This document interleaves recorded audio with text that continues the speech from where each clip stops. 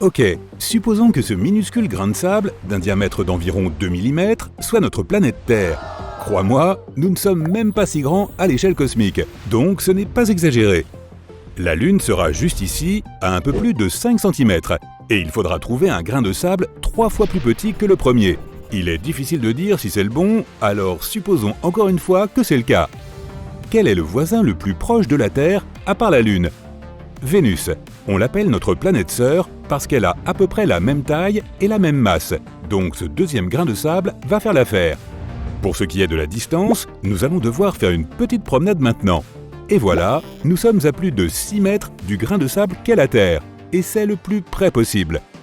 Ensuite vient Mercure, qui est plus de 2 fois plus petite que la Terre. Alors prenons un grain de sel cette fois pour varier.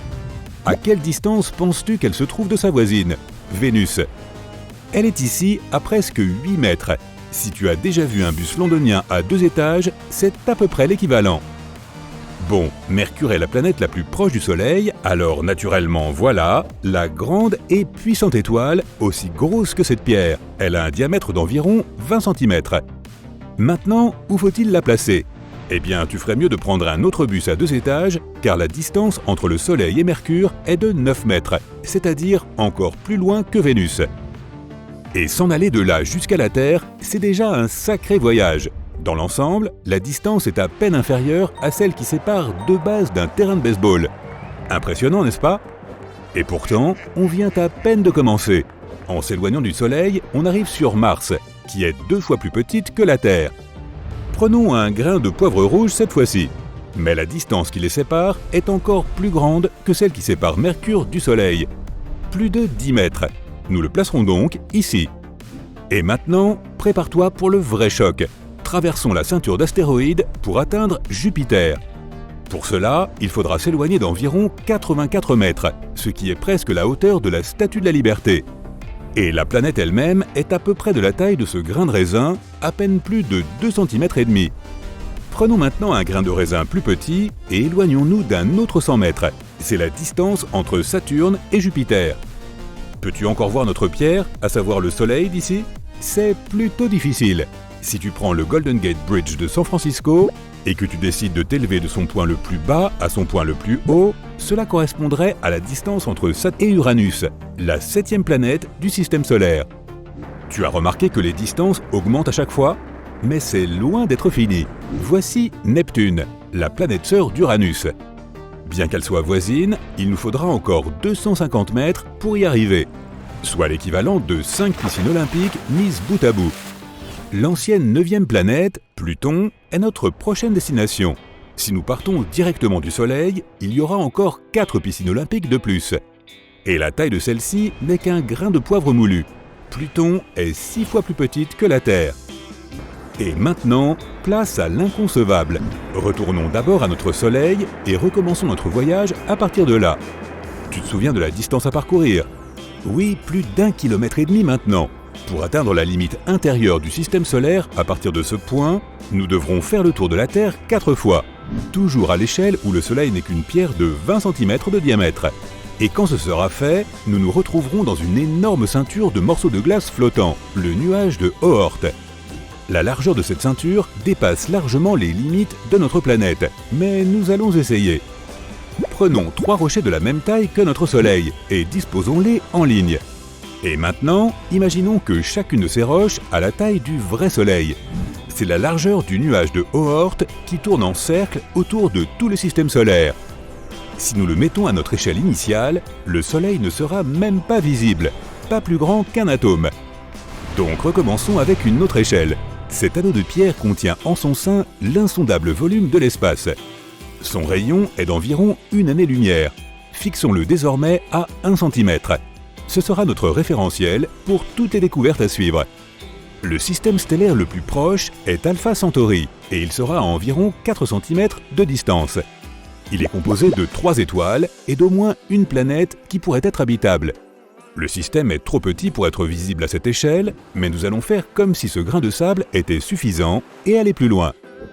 Ensuite, allons au bord de la Voie lactée, notre galaxie. La galaxie elle-même fait environ 100 000 années-lumière de large, mais nous ne sommes pas loin de son centre, Donc la distance ne sera que de 50 000 années-lumière. Sur l'échelle super réduite que nous avons créée, elle sera de 500 mètres. Si tu allongeais la tour CN de Toronto, il ne manquerait que quelques mètres. D'ici, la galaxie la plus proche de nous est Andromède. Dans un futur lointain, elle entrera en collision avec la Voie lactée. Mais pour y arriver, nous devrons parcourir près de 25 km, soit 2,5 millions d'années-lumière en échelle réelle. À titre d'information, c'est 2,5 fois plus profond que le point le plus profond de la fosse des Mariannes, connu sous le nom de Challenger Deep. Ensuite, il y a un objet que nous pourrions enfin placer à plus grande échelle, NGC 604, une nébuleuse stellaire située dans la galaxie du Triangle.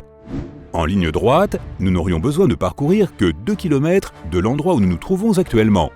Alors faisons-le. Et la nébuleuse elle-même a un diamètre d'environ 1500 années-lumière, ce qui équivaut à 15 mètres dans notre échelle. Comme un immeuble de 5 étages. Mais revenons en arrière d'environ 1 km et regardons autre chose. Cet objet a presque exactement la taille d'un Boeing 747. Et étonnamment, c'est une galaxie naine pour être précis.